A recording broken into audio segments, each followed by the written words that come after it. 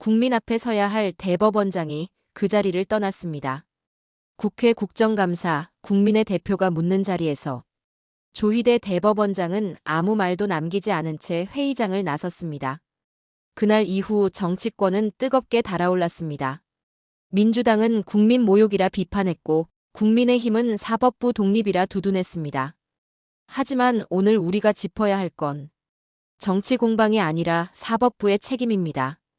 좋아요 한번 눌러주시고 지금부터 그 침묵 뒤에 숨은 진짜 의미를 살펴보겠습니다.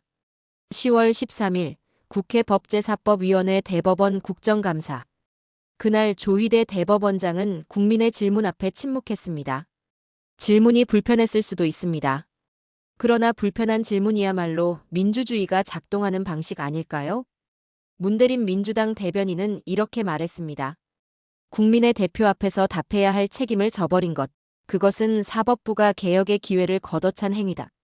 사법부의 독립은 헌법이 보장합니다. 그러나 독립은 면죄부가 아닙니다.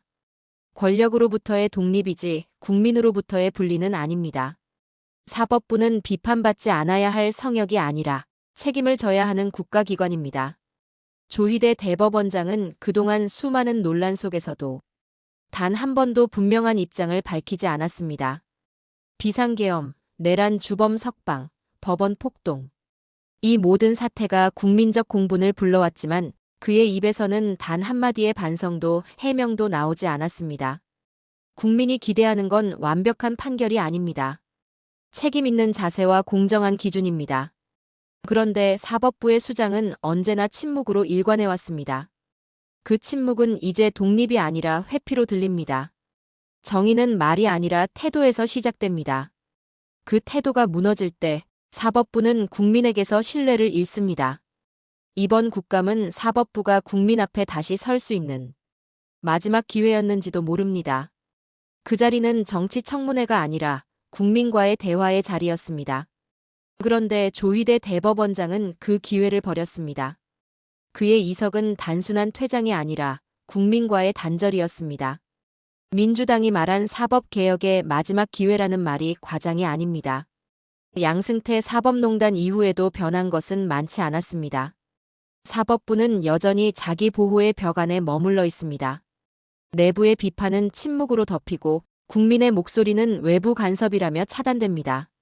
그러나 진짜 개혁은 비판을 받아들이는 용기에서 시작됩니다. 사법부 독립은 당연한 가치입니다. 하지만 지금 그 말은 책임 회피의 방패막으로 사용되고 있습니다. 사법부를 존중하라는 말 뒤에는 우리는 비판받지 않겠다는 태도가 숨어 있습니다. 독립은 권력으로부터 자유로워지는 것이지 국민으로부터 멀어지는 것이 아닙니다. 법원은 국민의 이름으로 판결을 내리지만 정작 그 국민의 목소리는 들으려 하지 않습니다. 그게 바로 지금 사법부가 잃어버린 신뢰의 본질입니다. 민주당은 이번 사안을 두고 사법개혁의 기회를 잃었다고 했습니다. 그 말은 정치적 수사 이상의 의미를 담고 있습니다.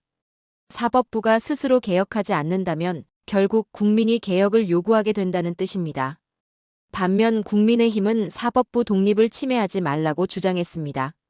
하지만 그 주장은 정치의 간섭만을 경계하고 사법부의 책임은 외면합니다. 국민은 알고 있습니다. 독립이라는 이름 뒤에 숨어있는 권력과 눈치를 본 판결들을. 지금 필요한 것은 독립이 아니라 책임 있는 독립입니다. 법이 스스로를 보호하려는 순간 정의는 멀어집니다. 국민이 바라는 건 완벽한 법관이 아닙니다.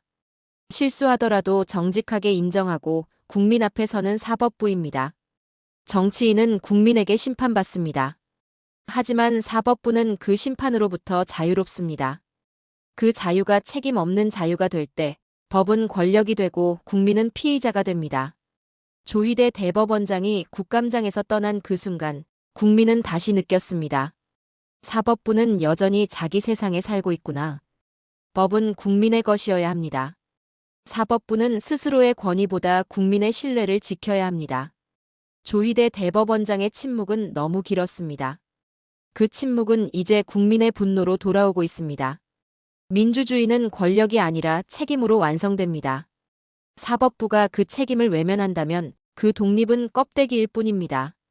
진짜 사법개혁은 정치가 아닌 법원 스스로의 용기에서 시작됩니다. 오늘의 사건은 단순한 이성 논란이 아닙니다. 그건 사법부가 국민을 등졌다는 상징입니다. 국민은 이제 묻습니다. 법은 누구를 위해 존재하는가? 오늘의 이야기, 여러분은 어떻게 보셨나요? 사법부의 침묵, 독립이라 보기엔 너무 길지 않았나요? 법이 국민의 편이 되려면 이제는 사법부가 국민 앞에 서야 합니다. 좋아요 한번 눌러주시고 댓글로 여러분의 생각을 남겨주세요. 그래, 이게 진짜 문제야. 그 한마디가 변화를 시작하게 만듭니다.